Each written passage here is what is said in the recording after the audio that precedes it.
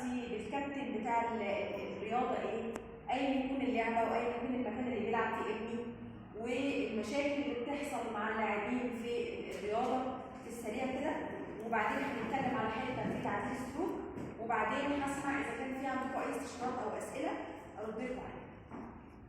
علم النفس الرياضي، الرياضه انا بالنسبه لي كاستشاري تعديل سلوك اطفال ومراهقين، الرياضه هدفها بالنسبه لي انا كحد متخصص في علم النفس انها بتوزن شخصيه البني ادم.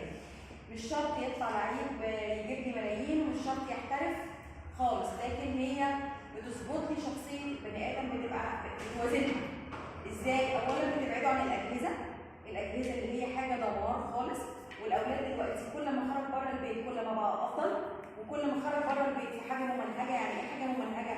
يعني حاجه مش قهوه، مش كافيه، مش شارع، مش مصيف، مش واقفين وخلاص، مش بنعاكس مين، مش بنعمل ايه، حاجه ممنهجه. فهو ده احسن واحسن، فكل ما يخرج من البيت هو احسن من ما يقعد في البيت، لان القعده في البيت يعني ايه؟ يعني انترنت واجهزه، بقى كده، بقى الوضع كده. وخروج اللي بره البيت اللي غير ممنهج بقى يخوف ويرعب.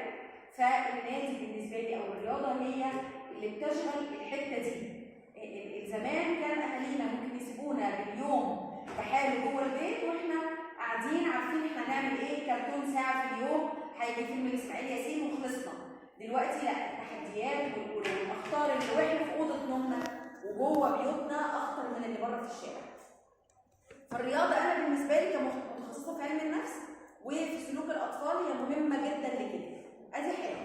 الحاجه الثانيه بتظبط ثقه الطفل بنفسه، بيبقى فاهم او عارف او مستوعب انه يقدر يعمل حاجه، والنجاح بيجيب نجاح، والتفوق بيجيب تفوق، والبطولات بتجيب بطولات. مش لازم يحترف خالص، ودي هندخل ليها النقطه الثانيه، ازاي اختار الرياضه المناسبه للطفل. الاقي كتير، يعني انا عندي واحده صاحبتي بتعمل ايه؟ بتلعب بنتها جمباز، وتيجي مثلا يوم الجمعه لو خرجنا او شفتها بتعمل سيبيه طفل ليكي معايا ما تركزوش عشان هي مامته بتوتر، تقول لي انا شويه وهخلي رقيه تبطل جمباز. ليه؟ المدرب بيمسكها منين؟ اصل بيلبسوا مايوهات ولما يكبروا مش هينفع. طيب البنت ولاقيها على الفيسبوك بعدها باسبوع ولا 2 حاطه صورتها وهي في البطوله ورقيه خدت البطوله وقول لرقيه مبروك. طب انت بتمسكي البنت في حاجه وهترجعي توقفيها ليه؟ انا بمسك ابني في الكوره ويرجع لما يمسك فيها اقول له لا بطل عشان المذاكره. امسك ابني في الكاراتيه واقول له بطل عشان بتضرب. امسك بنتي في السباحه واقول لها بطلي، هي مولوده لا اختارت سباحه ولا اختارت جمباز ولا هو اختار كوره ولا حاجه. احنا اللي بنشر ولادنا، صح؟ يعني رقيه دي لا مولوده ما تعرفش يعني جمباز. طب انت اللي عرفتيها يعني ايه جمباز، وانت اللي لبستيها مايوه وانت اللي دخلتيها وبقت تاخد بطولات وبقت تروح وبقت تيجي والبنت تفوقت. ايه بقى يعني ايه لما تبلغ وتبقى 12 سنه تكرهيها في عيشتها وانها بلغت؟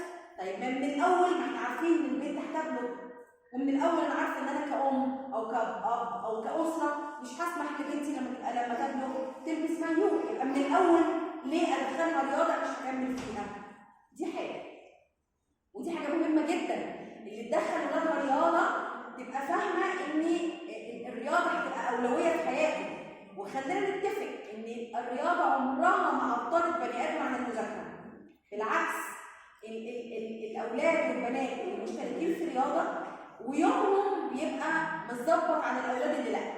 انا عن نفسي بشتغل الصبح وبعدين بطلع المركز بتاعي وبعدين بطلع على عياده ثالثه وبعدين بروح بالليل الساعه 8 مش شايفه قدامي.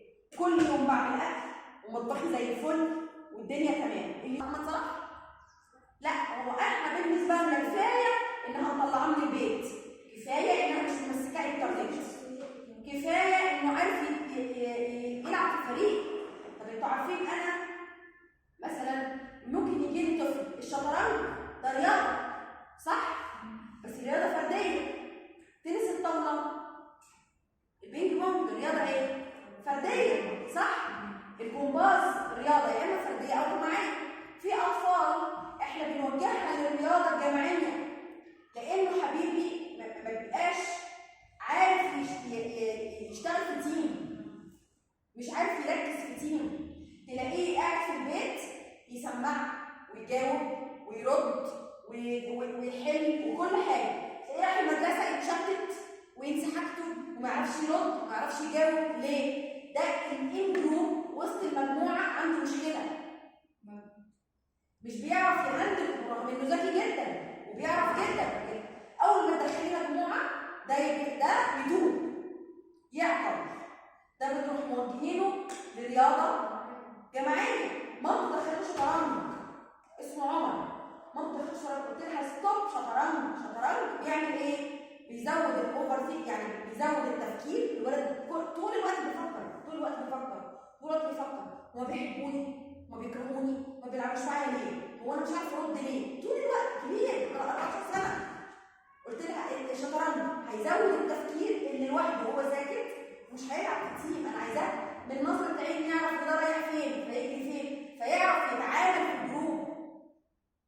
انا بالنسبه لي لا عايزاه يطلع محمد صلاح، ولا عايزاه يطلع ميسي، ولا عايزاه يجيب بطولات، ولا عايزاه يسافر، ولا عايزاه يلعب في المنتخب، ولا عايزاه كده. انا عايزه اعالجه. فانا كاستشاري علم نفس اوقات كتير جدا بلجأ للرياضه كعلاج الاطفال اللي عندها ثقه في نفس ضعيفه. تيجي الام تقول لي طب انا هلعب كاراتيه، اقول لها ايه؟ لا يفيد. لو دخل كورس كاراتيه معناها هيتعلم فنيات الكاراتيه مش فنيات الدفاع عن نفسه. يعني ممكن جدا تلاقي ولد معاه كل الاحزمه في الكاراتيه ويتضرب في المدرسه، او شخصيته ضعيفه ويتريقوا عليه في المدرسه. طب ما انت معاك بطولات في الكاراتيه بس ما يقدرش يستخدم الكاراتيه في الحياه. فاهمين قصدي؟ فدي تتوقف على ايه بقى؟ على النقطه الثالثه، الكوتش. الكوتش اذا ربنا كرمنا زي ما ربنا بيكرمنا بامام مسجد كويس، زي ما ربنا بيكرمنا باب كويس لاولادي، زي ما ربنا بيكرمني بجاره كويسه، ربنا بيكرمني بكوتش كويس. الكوتش ده رزق من عند ربنا. في واحد التدريب وظيفه يكسب منها فلوس، وفي واحد واخد التدريب رساله.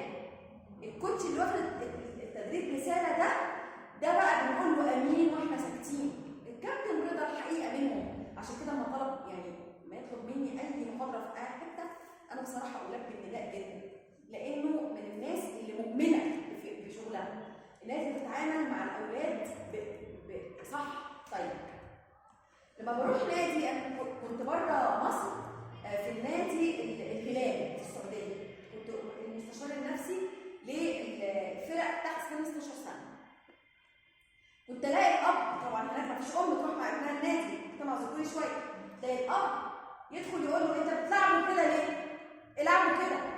انت موقفه حارس مرمى ليه؟ وقفوا كده.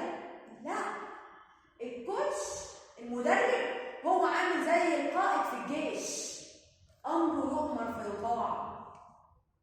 ممكن يعاقب الولد، ممكن يزعق الولد. في امهات وكمان ابهات تتضايق تقول ده بيهين ابني، ده لا ده مش بيهين ابنك، ده بينشف عليه عشان يطلعه جدع. انا وانا بعمل الدكتوراه، الدكتور والله العظيم كنت متجوزه معاه بنتين وانا بعمل الدكتوراه، كان الدكتور يرمي لي الورق ويقول لي ايه ده واروح الم الورق من الارض. وكان يقعد يمسك المج بتاع النسكافيه كبير كده، مج كبير كده، كل ما اشرب شويه يعلم في الكوبايه، كل ما اشرب شويه يعلم في الكوبايه. يقول لي بصي يا شيماء دي مستويات العذاب. كنت اروح معيطه، كنت اروح بنتي معيطه، وبنتي صغيره كانت تقول لي انا عمري ما هبقى دكتوره عشان انتي بتعيطي كل يوم.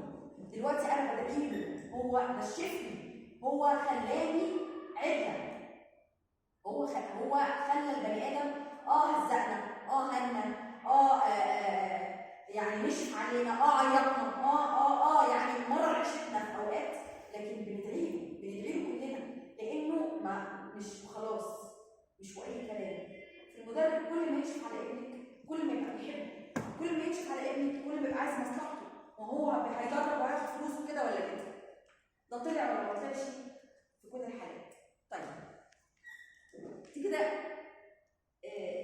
جزء كده بسيط عن علم النفس الرياضي، وعن احنا ليه بنلعب ولادنا رياضه، واحنا ليه مهم نكمل مع اولادنا في الرياضه ايا تكون. وليه مهم ما نوقفش الولد ولا البنت من الرياضه احنا بدأناها ومسك فيها، وليه مهم يستمر في الرياضه حتى لو مش متفوق فيها.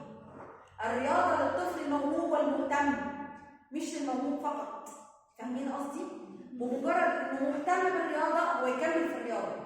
الرياضه، الرسم، الغناء، اي مواهب هي للطفل الموهوب والمهتم.